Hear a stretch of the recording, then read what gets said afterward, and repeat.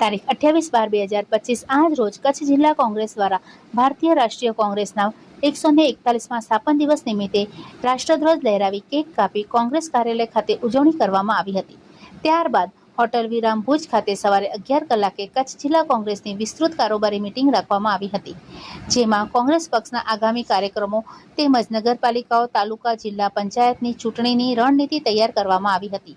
આ બાબતે કચ્છ જિલ્લા કોંગ્રેસ સમિતિના પ્રમુખ વી.કે. હુંબલે જણાવ્યું હતું કે આજે રાષ્ટ્રીય કોંગ્રેસનો સ્થાપના નો 141મો આજે સ્થાપના દિવસ છે।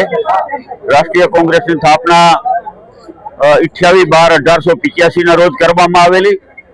કોંગ્રેસ પક્ષની સ્થાપના જે અંગ્રેજો આ દેશમાં શાસન કરતા હતા એ અંગ્રેજોના શાસનમાંથી આઝાદી અપાવવા માટે કોંગ્રેસ પક્ષની સ્થાપના કરવામાં આવેલ અને એના પછી અમારા અનેક આગેવાનો, અનેક નેતાઓ જે આઝાદી માટેની લડાઈ લડ્યા, જેમાં મહાત્મા ગાંધીજી હોય, સરદાર વલ્લભભાઈ પટેલ હોય, જવાહરલાલ નહેરુજી હોય, મૌલાના સાહેબ, ડોક્ટર આપણે મૌલાના સાહેબ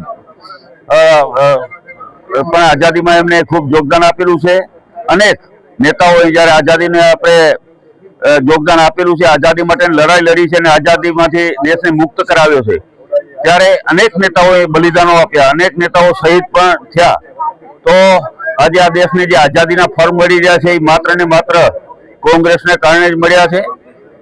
એ ટાઈમે ભાજપ ક્યાંય હતું જ નહીં, કોઈ એનું યોગદાન નથી આઝાદીની લડાઈમાં અને ખાસ કરીને આઝાદીની લડાઈમાં ભાજપના એક પણ નેતાનો લોહીનો ટસિયો પણ ફૂટ્યો નથી અને આજે મોટા મોટા દાવાઓ કરી રહ્યા છે।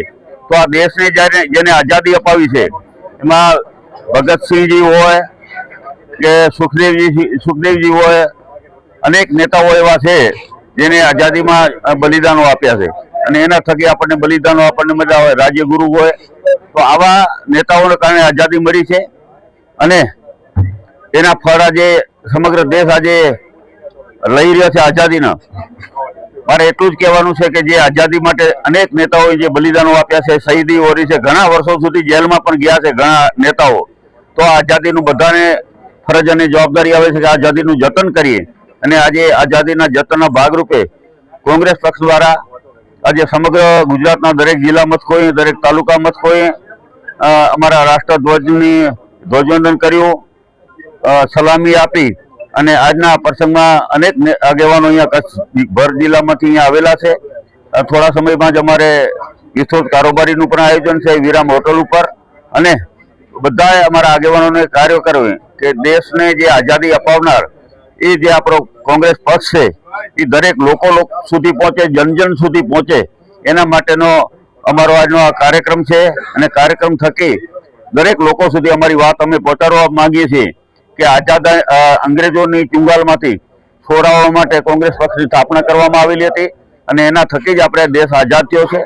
ત્યારે એક સંગઠન કે બધા એક નેજા હેઠળ મળી એ હેતુથી, ઉદ્દેશથી કોંગ્રેસ પક્ષની સ્થાપના કરવામાં આવી હતી અને આ સ્થાપના 28/12/1885 ના રોજ કરવામાં આવી, જેની આજે 141મો આજે આ અમે સ્થાપના દિવસ આજે ઉજવી રહ્યા છે અને આઝાદી હંમેશા અમર રહેશે। આ આઝાદીના ફળ છેવાડાના માનવી સુધી પહોંચે, ભારતનો વિકાસ થાય અને આજે ભારતનો જે વિકાસની જે ગતિ આગળ વધી રહી છે એ કોંગ્રેસ પક્ષ દ્વારા વર્ષો સુધી આ દેશને, જ્યારે આ દેશમાં આઝાદી આવી ત્યારે સોય પણ નહોતી બનતી।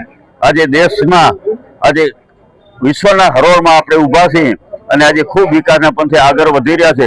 એમાં માત્ર ને માત્ર કોંગ્રેસનું યોગદાન છે, કોંગ્રેસે જે બલિદાનો આપ્યા છે, કોંગ્રેસના અનેક નેતાઓએ જે વર્ષો સુધી જેલમાં એના જીવનના અમુક વર્ષો જેલમાં એમને જવું પડ્યું છે, જેલમાં ગુજાર્યા છે, એના પછી આપણને આઝાદી મળી છે। ત્યારે આપણે આજ આ આઝાદી કાયમી જળવાઈ રહે એવી તમામ સમગ્ર ભારત અને ગુજરાત અને કચ્છના લોકોને અપીલ અને વિનંતી કરું। જય હિન્દ, જય ભારત।